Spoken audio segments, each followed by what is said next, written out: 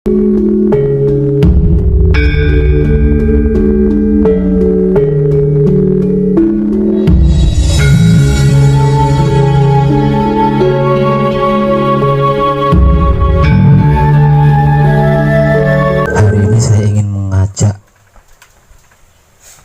kadang merenung sejenak melalui video saya ini. Kalau kadang yang di sini itu sudah pasti, tapi yang saya utamakan adalah poro kadang saya yang ada di luar sana. Coba simak video saya ini dan renungkan secara mendalam.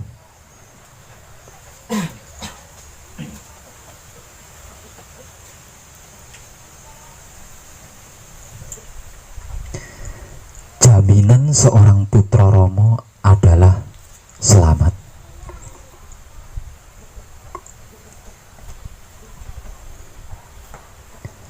Jaminan seorang putra kekudangane Romo adalah selamat,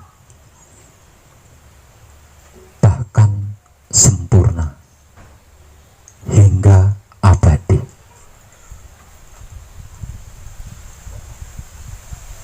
Namun ada berapa banyak kadang-kadang kita di luar sana yang mumpuni, yang dianggap senior, yang dianggap hebat,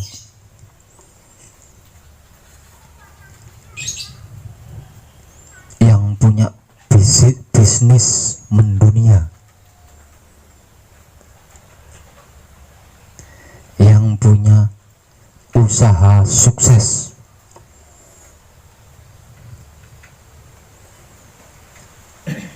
yang sakti mandraguna, menjadi seorang dukun, menjadi seorang paranormal, menjadi seorang pedagang, bahkan ada yang menjadi seorang juru kunci tentang sesuatu yang bersifat gaib.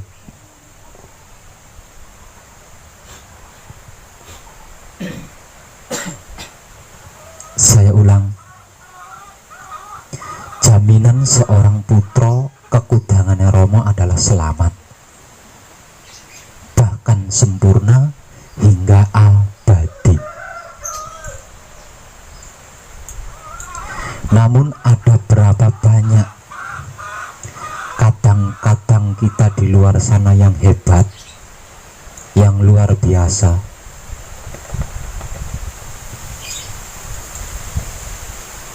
yang punya bisnis mendunia, namun pada akhirnya jatuh bangkrut, yang punya usaha sukses, namun pada akhirnya ninggal hutang kesana kesini, yang sakti mandraguna, jadi dukun, jadi paranormal, jadi juru kunci gaib dan lain sebagainya, namun pada akhirnya merangkak dengan penyakit komplikasi, mengalami kematian yang memalukan, mengalami kematian yang tidak indah, mengalami kematian bahkan mengerikan.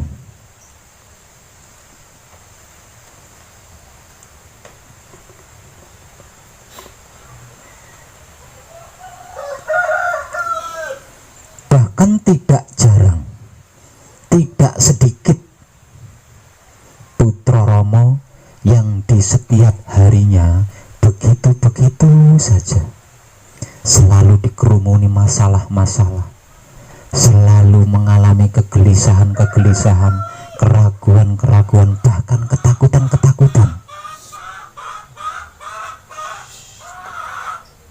Itu tidak sedikit kadang kita di luar sana yang mengalami semua itu. Maka jaminan seorang putra kekudangane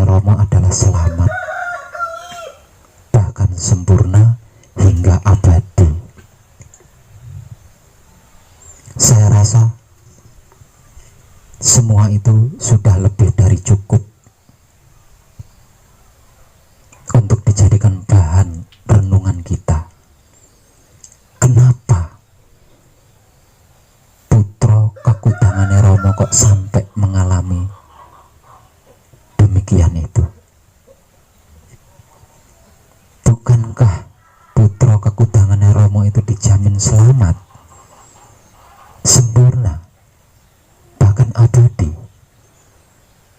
Tapi mengapa yang pengusaha jatuh dari usahanya, yang bisnis bangkrut dari bisnisnya, yang sakti tidak bisa ngobati penyakitnya sendiri, yang dukun lumpuh, yang paranormal stres?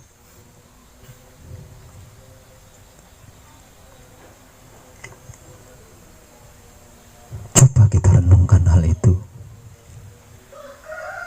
Mari kita renungkan hal itu. Ada apa di balik semua itu?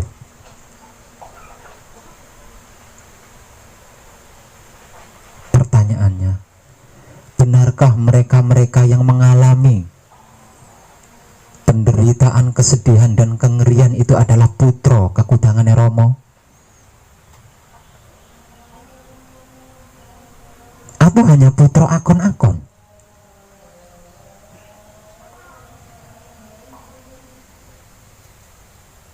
Sepertinya Tuhan tidak pernah mengingkari janjinya. Tidak ada satupun ayat, tidak ada satupun hadis, tidak ada satupun firman, entah itu yang tersurat di dalam Alkitab atau tersirat di alam semesta, yang menceritakan, yang menjelaskan Tuhan itu ingkar janji. Itu belum ada yang menjelaskan. Penjelasan tentang itu belum ada, tidak ada. Tapi dalam kenyataannya,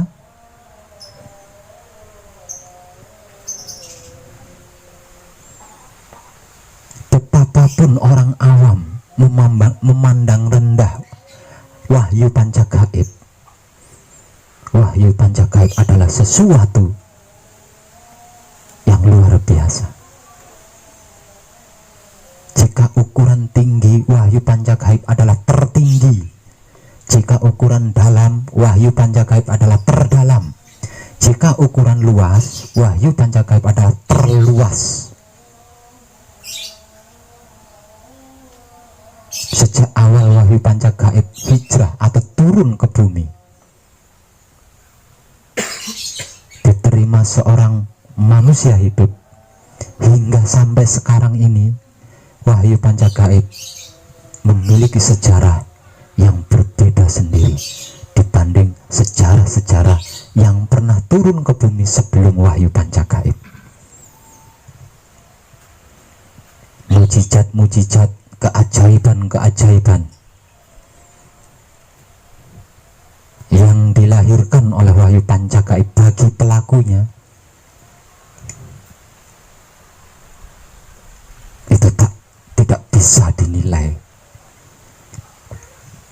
dengan materi apapun. Namun dalam kenyataannya, tidak sedikit kadang kita yang awalnya seorang pengusaha bangkrut dari usahanya, bahkan berakhir melebihi orang miskin penderitaannya. Yang awalnya berbisnis luar biasa, rugi dari bisnisnya, jatuh dari bisnisnya. Yang tadinya jumeneng atau berdikari sebagai mbah, sebagai dukun, sebagai paranormal, sebagai juru kunci, yang dikenal dengan kesaktiannya, pada akhirnya meringkuk di atas tempat tidur dan berakhir dengan kematian yang mengenaskan, memalukan.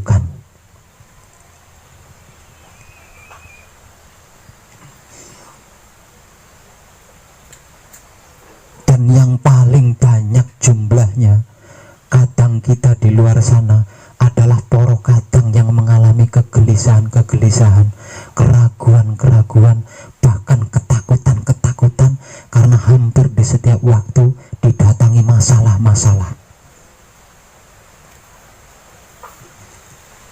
Mana jaminan selamat untuk putra? Mana jaminan sempurna untuk putra? Mana jaminan abadi untuk putra kalau putra mengalami hal seperti itu? Tidak punya waktukah kita untuk merenungkan hal-hal tersebut? Kenapa dan mengapa bisa terjadi hal-hal seperti itu?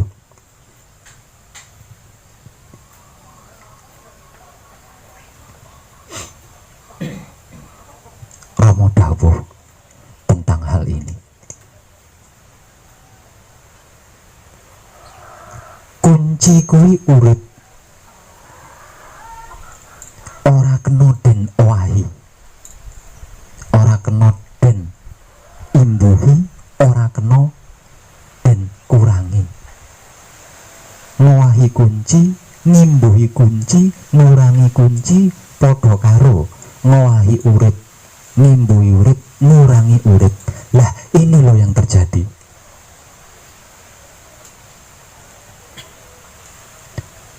Wahyu Pancagaib diturunkan ke dunia sebagai sarana atau alat menyembah kepada Maha Suci atau Maha Hidup, bukan yang lain.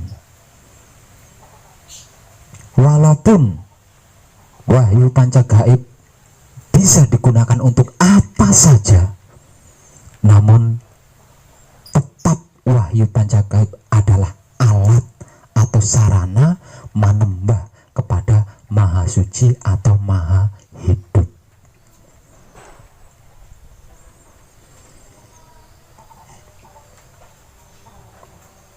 Ini yang perlu kita kaji. Artinya Wahyu Pancagaib itu sesungguhnya tidak bisa digunakan untuk kesaktian. Sesungguhnya Wahyu Pancagaib itu tidak bisa digunakan untuk mengejar kekayaan, kehormatan, kedudukan, kepuasan-kepuasan duniawi. Itu tidak bisa sama sekali.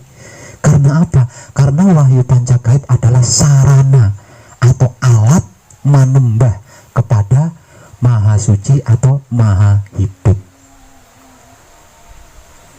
Para kadang kita yang hebat dan luar biasa di luar sana, namun pada akhirnya mengalami penderitaan, mengalami kesedihan, mengalami kesengsaraan, hingga berakhir dengan kematian yang menyiksa, yang memalukan. Itu dikarenakan Wahyu Pancagaib bukan hanya digunakan untuk menyembah kepada Maha Hidup atau Maha Suci, tapi juga digunakan untuk meraih dunia.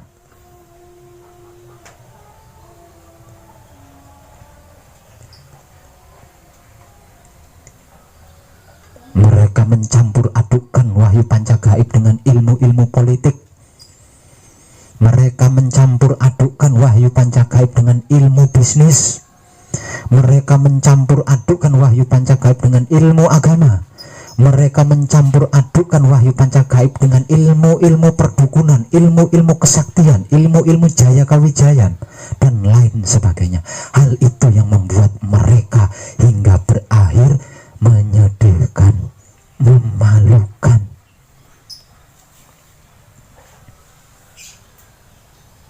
Bukankah Romo sudah dawuh bahwa Wahyu Pancagaib adalah laku pribadi? Maksudnya, masalah duniawi kita hadapi dengan manusia kita. Jangan kita hadapi dengan putra kita.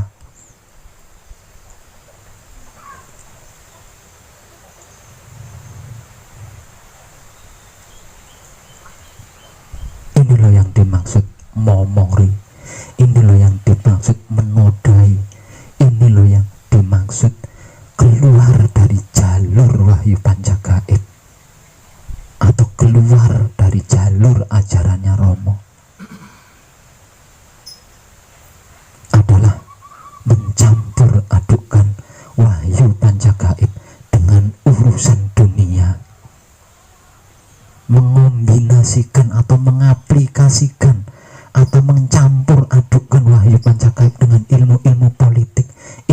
ilmu-ilmu bisnis, ilmu-ilmu kesaktian, ilmu-ilmu kebatinan, ilmu-ilmu agama, dan bla bla bla bla lainnya. Di luar kesadaran. Dengan begitu kita sudah merubah wahyu pancagaib, sudah menambahi wahyu pancagaib, dan sudah mengurangi wahyu pancagaib, alias melanggar sabda Romo, melanggar dawuh Romo.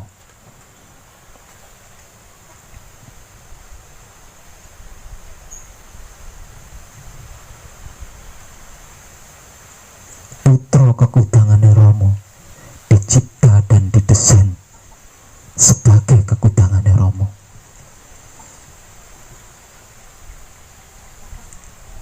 Yang jarang kadang mengerti maknanya adalah kekudangan. Apa sih kekudangan itu? Bukankah kekudangan itu adalah harapan atau kesayangan atau cita-cita seorang tua kepada anaknya?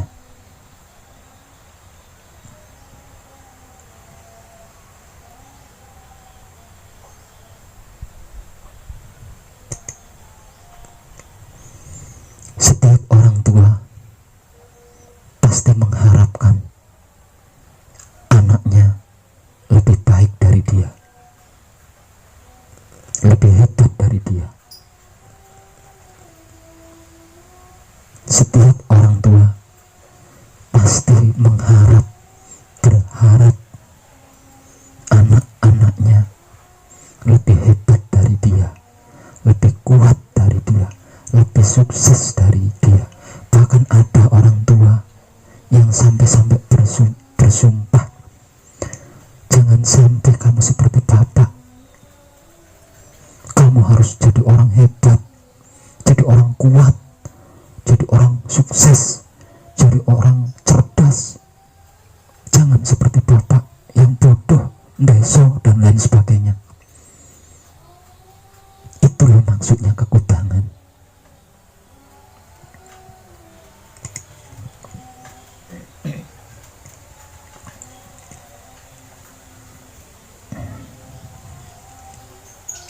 Artinya, seorang putra ditimang, diharap,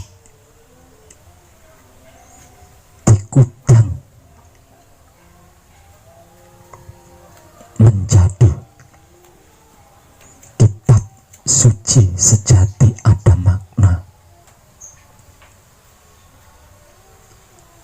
wujudnya bagi sesama makhluk hidup. Seorang putra ditimang, diharap, dikudang oleh Romo sebagai wulangreh sejati. Kata-katanya, ucapannya, omongannya bagi sesama makhluk hidup. Seorang putra